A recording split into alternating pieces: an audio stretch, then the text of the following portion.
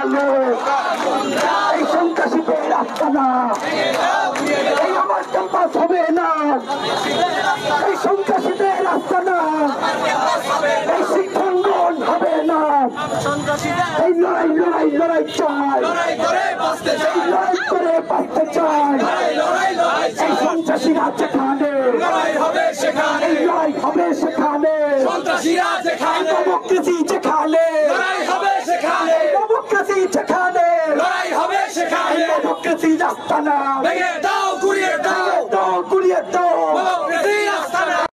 চালিয়ে দাও গুড়িয়ে দাও এই কবির বিসি জবাব চাই এই তোফা জল বলল কেন প্রশাসন জবাব চাই এই সারা দেশে হামলা কেন এই চাবিতে হামলা কেন এই পাহাড়ে আগুন কেন এই চলো চলো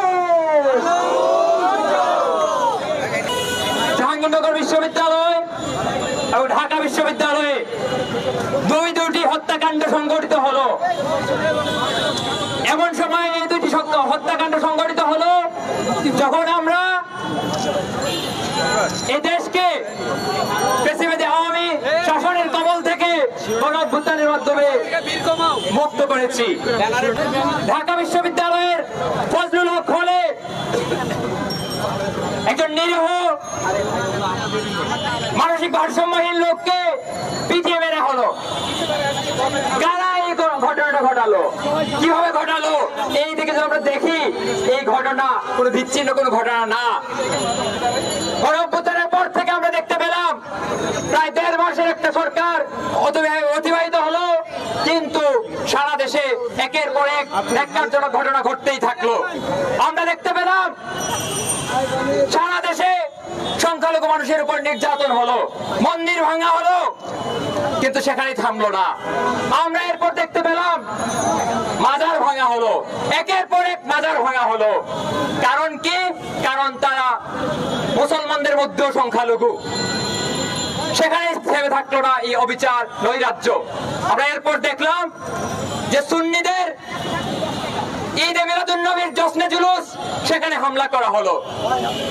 সেই হামলায় মানুষও মারা গেল। এমন একটা পরিস্থিতি আমরা দেখতে পেয়েছিলাম সারা দেশ জুড়ে। দেশে কোন আইন শৃঙ্খলা রক্ষা বাহিনীর যে ভূমিকা, সেই ভূমিকা ছিল না। এই যে ধারাবাহিকতা, এই বর্তমান সরকারের যে এই আইন শৃঙ্খলা রক্ষার ব্যাপারে উদাসীনতা, জনগণের জানমাল নিরাপত্তার ব্যাপারে যে উদাসীনতা, সেই উদাসীনতা থেকে আজকে ঢাকা বিশ্ববিদ্যালয়ে এই ধরনের ঘটনা ঘটলো। এই ঘটনা কোনো বিচ্ছিন্ন ঘটনা না। এই ঘটনা এখন অনেকেই বলছেন, সেই বৈষম্য বিরোধী ছাত্র আন্দোলনের সমন্বয়করা বলছেন যে হাতে আইন তুলে নিবেন না, জনগণ যেন হাতে আইন তুলে না নেয়, সেই কথা তারা বারবার বলছে। কিন্তু এই গণঅভ্যুত্থানের পরবর্তীতে এই জনগণকে আইন তুলে নেওয়া শেখাইছে কারা? আপনারা জানেন ওই সচিবালয়ে কতিপয় সমন্বয়ক আটক ছিলেন।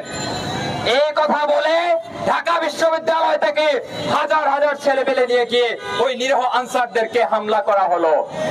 আইন কারা তুলে নিয়েছে? আইন কাদের মাধ্যমে তোলা হয়েছে সেটা আপনাদের মনে আছে নিশ্চয়ই। একই প্রক্রিয়ায় আমরা দেখলাম যে এই বিশ্ববিদ্যালয়ের হলে এই যে আইন হাতে তুলে নেওয়ার মাধ্যমে একজন নিরীহ মানুষকে নির্বিচারে যে নির্যাতন করা হলো এবং তার মৃত্যু হলো, সেই ঘটনার দায় এই বিশ্ববিদ্যালয় প্রশাসন এড়াতে পারে না, এই সরকার এড়াতে পারে না। ঠিক একই রকম ভাবে এই বিশ্ববিদ্যালয়ে এখন সাধারণ শিক্ষার্থীদের নামে যা যা চলছে আমরা সবাই জানি তারা কারা করছে। আমরা জানি এটা বৈষম্য বিরোধী আন্দোলনের নামেই হচ্ছে, তাদের ছত্রছায়াই হচ্ছে। ফলে এই ঘটনা কোনোভাবেই কোনো বিচ্ছিন্ন ঘটনা না, কোনো দুর্ঘটনা না, এটা পরিকল্পিত এবং এই যে ঘটনাগুলো ঘটছে তারই একটা প্রতিফলন। এবং আমরা যখন এই মিছিল শুরু করেছি তখন খবর পেলাম খাগড়াছড়িতে ওই যে দিঘিনলা পাহাড়ি মানুষের আবাসস্থল, সেখানে আগুন দিয়ে পুড়িয়ে দেওয়া হয়েছে। কারা পোড়ালো, কিভাবে পোড়ালো? এবং এই যে বিশৃঙ্খলা সারা দেশে হচ্ছে, এইটাকে সামনে রেখে এই বর্তমান সরকার আর্মির মতন একটা প্রতিষ্ঠানকে, জুলুমকারী প্রতিষ্ঠানকে ম্যাজিস্ট্রেসি পাওয়ার দিল। এই ম্যাজিস্ট্রেসি পাওয়ার দেওয়ার মাধ্যমে আরেকটা 111 আশঙ্কা আমরা করছি। এই 111 যদি হয় এবং ঢাকা বিশ্ববিদ্যালয়ে আজকে যে ঘটনা ঘটলো, সেই ঘটনার অজুহাত দিয়ে যদি এই বিশ্ববিদ্যালয়ে যদি সেনা হস্তক্ষেপ হয়, ঢাকা বিশ্ববিদ্যালয়ের ছাত্ররা কিন্তু সেটা মানবে না। ঢাকা বিশ্ববিদ্যালয়ের ছাত্ররা সেই 111 এর সময় যেইভাবে আর্মির পাছায় লাথি দিয়ে বের করে দিছিল, একই রকম ঘটনা আবার ঘটাবে। উপস্থিত বন্ধুগণ, যারা আমাদেরকে শুনছেন, সকলকে গণতান্ত্রিক ছাত্র জোট এবং বাংলাদেশ ছাত্র ফেডারেশনের পক্ষ থেকে সংগ্রামী শুভেচ্ছা জানাচ্ছি। বন্ধুগণ, আপনারা ইতিমধ্যেই শুনেছেন যে ঢাকা বিশ্ববিদ্যালয়, জাহাঙ্গীরনগর বিশ্ববিদ্যালয়ে 2 জন মানুষকে পিটিয়ে বর্বরচিতভাবে হত্যা করা হয়েছে। বিগত 15 বছর ধরে আমরা বিচার বহির্ভূত হত্যাকাণ্ডের বিরোধিতা করেছি। এখানে প্রশাসনের মাধ্যমে যে বিচার বহির্ভূত হত্যাকাণ্ডগুলো ঘটেছে তার প্রতিবাদ করেছি। গণপিটুনিতে যারা হত্যার শিকার হয়েছে তার প্রতিবাদ করেছি। ছাত্র জনতার গণ অভ্যুত্থানের মধ্য দিয়ে আমরা আজকে যে জায়গায় এসে দাঁড়িয়েছি, সেই জায়গায় পৌঁছানোর পরেও যদি ঢাকা বিশ্ববিদ্যালয়ের মতো একটি বিশ্ববিদ্যালয়ে গণপিটুনিতে কোনো মানুষকে হত্যা করা হয়, তার থেকে লজ্জাজনক বোধহয় ঢাকা বিশ্ববিদ্যালয়ের জন্য আর কিছু হতে পারে না। যে বিশ্ববিদ্যালয় থেকে এই আন্দোলনের সূচনা হয়েছিল, যে বিশ্ববিদ্যালয় থেকে গণ অভ্যুত্থানের সূচনা হয়েছিল, যে বিশ্ববিদ্যালয়ের সমন্বয়কদেরকে সারা দেশের ছাত্র এবং জনগণ ভরসা করেছিল, আস্থা রেখেছিল যাদের উপর, যাদের কথা মতো রাস্তায় দাঁড়িয়ে পুলিশ এবং অন্যান্য বাহিনীর সামনে বুক চিতিয়ে বুক পেতে দিয়ে গুলিকে নিয়েছে, তারা মৃত্যুবরণ করেছে। আজকে সেই ঢাকা বিশ্ববিদ্যালয়ের কি চেহারা সামনে দাঁড়ালো, যে ঢাকা বিশ্ববিদ্যালয়ে একটি হলে সেখানে রাতভর পিটিয়ে একজন বিকারগ্রস্ত মানুষকে হত্যা করা হয়েছে। এবং আমরা সেই ভিডিও চিত্র ইতিমধ্যেই সামাজিক যোগাযোগ মাধ্যম সহ বিভিন্ন জায়গায় দেখতে পাচ্ছি। যে বর্বরচিত ঘটনা দেখতে পাচ্ছি, এই ঘটনাগুলো কিন্তু নেওয়া যাচ্ছে না। এই ঘটনাগুলো কোনো সুস্থ মানুষ কোনোভাবেই গ্রহণ করতে পারবে না। আমার তো প্রশ্ন করতে ইচ্ছা করছে, যে মানুষটিকে এখানে পিটিয়ে মেরে ফেলা হলো সে বিকারগ্রস্ত, নাকি তাকে যারা পিটিয়ে হত্যা করলো তারা বিকারগ্রস্ত? ঢাকা বিশ্ববিদ্যালয়ের শিক্ষার্থীরা তারা নিজেদেরকে মেধাবী হিসেবে পরিচয় দেন। তো মেধার নমুনা যদি আজকে আমরা এই দেখতে পাই, তাহলে কিছুদিন পরে মানুষ বলবে এরকম মেধার কোনো দরকার নেই। ছাত্র জনতার গণ অভ্যুত্থানের মধ্য দিয়ে যে কাঙ্ক্ষিত বাংলাদেশের স্বপ্ন আমরা দেখি, সেই বাংলাদেশের দিকে আমরা কিন্তু আগাচ্ছি না, বরং আমরা পিছিয়ে যাচ্ছি।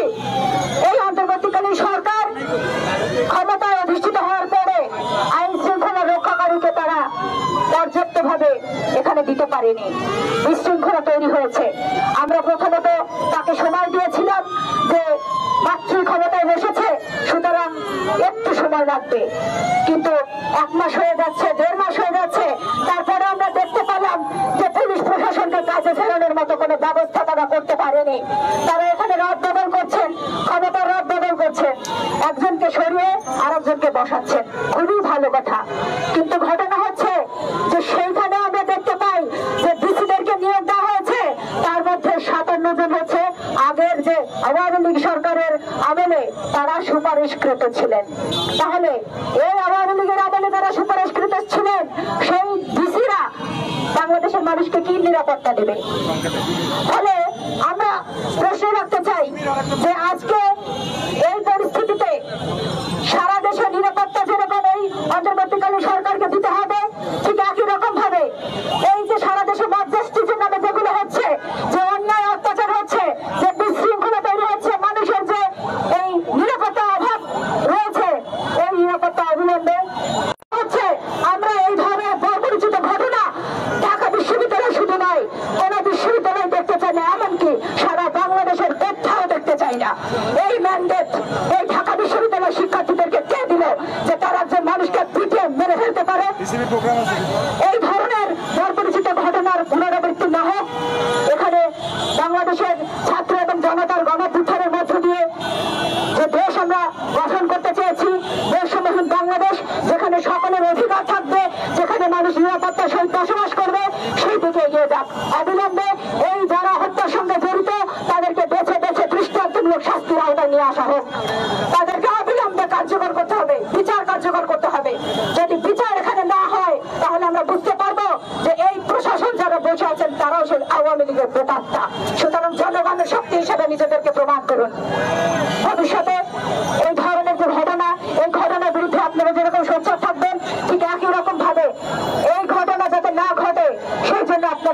দেবেন। এই সমাবেশের স্লোগান, এই সমাবেশের বক্তব্যের মধ্যে আমরা দুইটা মানুষের লাশ নিয়ে কথা বলতেছি। আমরা দুইটা মানুষ গতকাল ঢাকা বিশ্ববিদ্যালয় এবং জাহাঙ্গীরনগর বিশ্ববিদ্যালয় যাদেরকে পিটিয়ে হত্যা করা হলো, সেই মানুষগুলো নিয়ে আমরা কথা বলতেছি। বন্ধুগণ, আমরা কয়েকটা নাম আমার কান দিয়ে যায়। আমরা ওই বুয়েটের আবরার ফাহাদ, ঢাকা বিশ্ববিদ্যালয়ের তোফাজ্জল, কিংবা জাহাঙ্গীরনগর বিশ্ববিদ্যালয়ের শামীম মোল্লা, এই প্রত্যেকটা নাম এই বাংলাদেশের বিচারহীনতার, এই প্রত্যেকটা নাম বাংলাদেশের বিচার বহির্ভূত রাজনীতির ফলাফল। বন্ধুগণ, আমরা এই যে হত্যাকাণ্ড সারা দেশে ঘটছে, আমরা দেখব যে ওই আবরার ফাহাদ হত্যাকাণ্ডের পরে যে যারা সারা দেশে ছড়িয়ে দিয়েছিল যে রাজনীতির কারণে হত্যাকাণ্ড হয়, আমরা আজকে ঢাকা বিশ্ববিদ্যালয়, আমরা আজকে জাহাঙ্গীরনগর বিশ্ববিদ্যালয়ে দেখলাম যে ওই তথাকথিত সাধারণ শিক্ষার্থীর নামে, ওই বৈষম্য বিরোধী ছাত্র আন্দোলনের সমন্বয়কের নামে কিংবা এক ছাত্রলীগের নামে, এই যে বিভিন্ন নামে আজকে যে হত্যাকাণ্ড হলো, তারা কিন্তু রাজনৈতিক ব্যানারে হত্যাকাণ্ড করে নাই। বন্ধুগণ, আমরা দেখলাম রাজনৈতিক ব্যানার চলে গেল, এখানে আওয়ামী লীগ চলে গেল, কিন্তু সন্ত্রাস থেমে গেল না, এখানে দখলদারিত্ব থামলো না, এখানে মানুষ হত্যা থামলো না।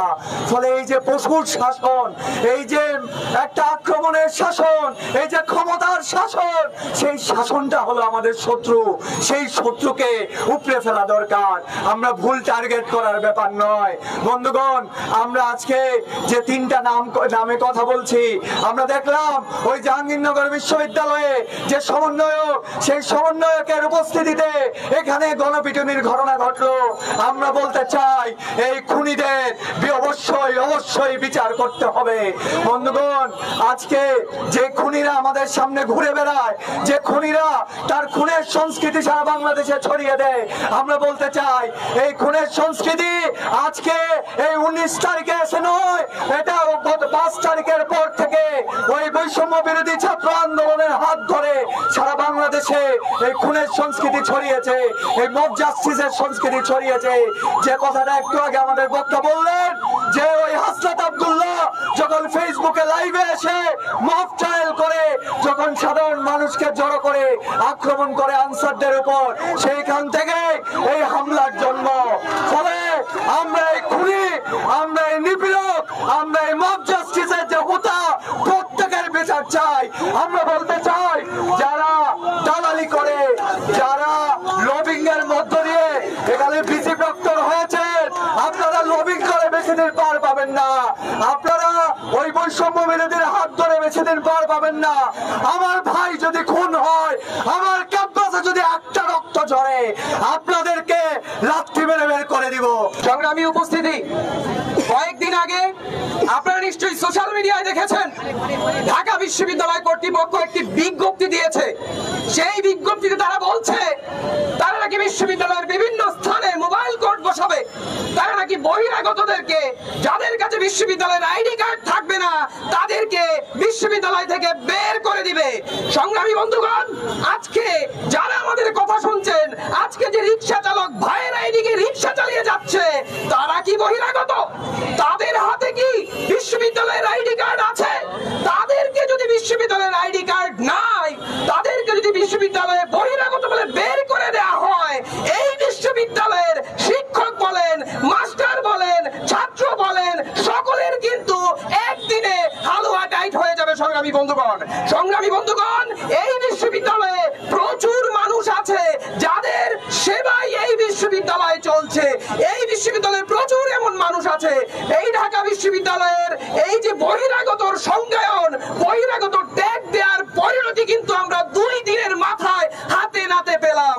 বহিরাগত ট্যাগ দিয়ে, চোর ট্যাগ দিয়ে একটি আস্ত মানুষকে, একটি তরুণ যুবককে এই ঢাকা বিশ্ববিদ্যালয়ের এফএইচ হলে পিটিয়ে মেরে ফেলা হয়েছে। সংগ্রামী বন্ধুগণ, আমরা এই সমাবেশ থেকে বলতে চাই, ওই হলের প্রশাসন, সেই প্রশাসন ওই হলে উপস্থিত থাকা অবস্থায় তারা যখন এই হত্যাকাণ্ড আটকাতে পারে না, তখন আর কোনো ইকুয়েশনের দরকার নাই, আর কোনো যোগ বিয়োগের দরকার নাই। ওই হল প্রশাসনের একজন ব্যক্তিরও আসলে আর এই শপথে থাকার কোনো অধিকার নাই। সংগ্রামী বন্ধুগণ, আপনারা দেখেছেন জাহাঙ্গীরনগর বিশ্ববিদ্যালয়ের ঘটনা। জাহাঙ্গীরনগর বিশ্ববিদ্যালয়ে ছাত্রলীগের একজন সাবেক নেতা, যার বিরুদ্ধে অসংখ্য অপরাধের অভিযোগ আছে, প্রমাণিত অভিযোগ আছে।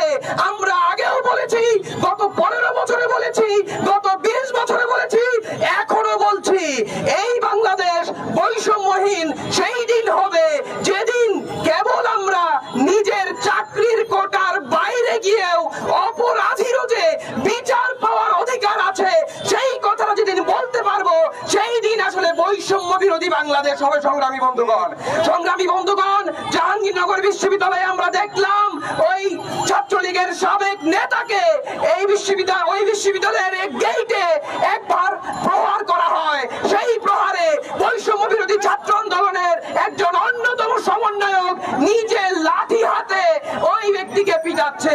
সংগ্রামী বন্ধুগণ, পরবর্তীতে আমরা দেখলাম ওইখানের ছাত্ররা যখন তাকে উদ্ধার করে বিশ্ববিদ্যালয়ের প্রক্টর অফিসে পৌঁছিয়ে দেয়, সেই প্রক্টর তার নিজের অফিসে বসেছিলেন দরজা বন্ধ করে।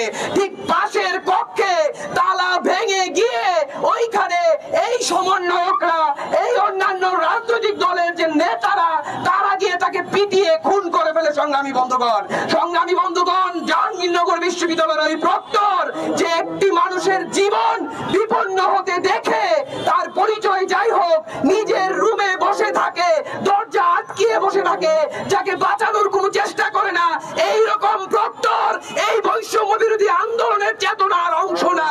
এই রকম প্রক্টর বাংলাদেশের মানুষের গণ অভ্যুত্থানের আকাঙ্ক্ষার প্রক্টর না।